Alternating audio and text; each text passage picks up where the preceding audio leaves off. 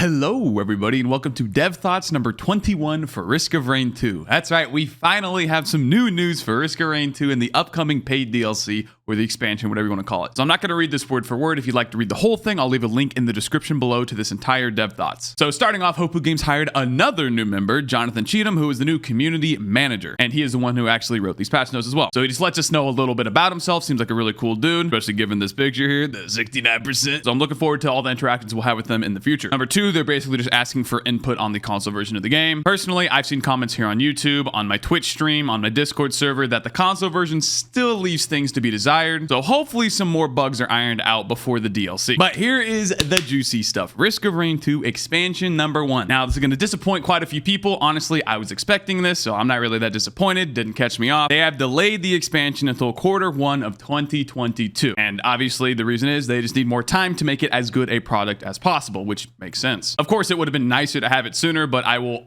always take a delayed better product rather than a rushed inferior one, especially in today's gaming market. And here's the actually juicy stuff. Teasers for the upcoming expansion. An alternate final boss and final stage, 2 new survivors, not just 1, 40 new items, including a new tier, so the white, green, red, yellow, etc. They're adding another one. New monsters, new bosses, new elite types, new stages, new interactables, a new game mode that can be played solo or multiplayer and includes all of your artifacts, new music, obviously, and then tons of fixes, changes, etc., etc. Also, it's important to note that this is not everything that is coming in the expansion, and some things are subject to change. Maybe they don't like an idea and they have to push it back, or they just scrap it entirely, who knows. But this list is of things they are at least working on right now. And so we can gobble up some more information, we have some new items here. First one is Elixir, which is a common item, and if you take damage that brings you below 25% health, it is consumed and heals you for 75% of your health. So this is essentially a layer on top of the existing one-shot protection. Honestly, this seems like a very good item. The second is Shuriken, which is an uncommon item, and whenever you activate your primary skill, so your auto attack, you throw a Shuriken, which deals 400% damage, and you can hold up to 3 Shurikens, which all reload over 10 seconds. I don't know if this is going to be staggered over 10 seconds, meaning one stack every 3.3 seconds, or whatever the rounding is, or if it's going to be, you have to wait the entire 10 seconds, then you get all 3. Honestly, this one seems a bit underpowered just reading the text alone. Maybe it feels better in the game. Maybe the Shurikens have homing. Maybe it throws 2 of them, so it's actually dealing 800%. I don't know. But honestly, this one doesn't seem too interesting right now. But this next item is absolutely not underwhelming. The Pocket ICBM Legendary.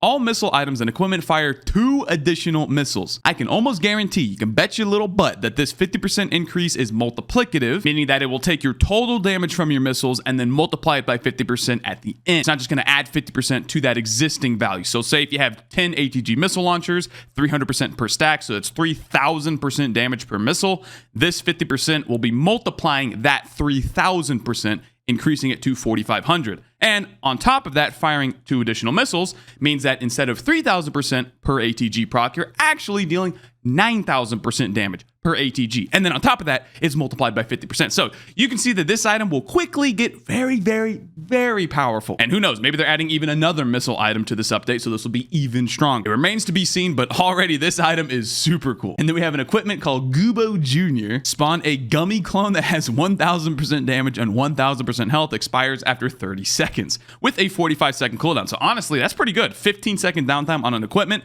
We'll have to see what the clone actually does, if it follows you around, uses your skills, whatever it does. Honestly, being a gummy clone, I honestly think of this as like a cute little suicide bomber. He like, goes, runs, and blows up, sticks to people. Who knows if that's actually what's going to happen. Risk of Rain 2 is rated T after all. And then a couple more things at the end of the Dev Thoughts here. Number 1, they are planning on posting 1 new Dev Thought every month between now and the release of the DLC in Q1 2022. So we're just going to have some more information gradually trickling in over time. And number 2, we see this thing right here. And his music was electric. Seems to be a legendary version of the ukulele. Lord only knows what this thing is going to be capable of. And that's it with Dev Thoughts number 21. What are you guys most excited for? Because this was just the first teaser of many. We got small little nuggets of information on the DLC, and it is already looking spicy. Let me know your thoughts in the comment below. Leave a like or dislike on the video. You can also check out my stream at twitch.tv/WoolieGaming, and also consider joining our Discord server at discord.gg/Woolie. Thank you for watching.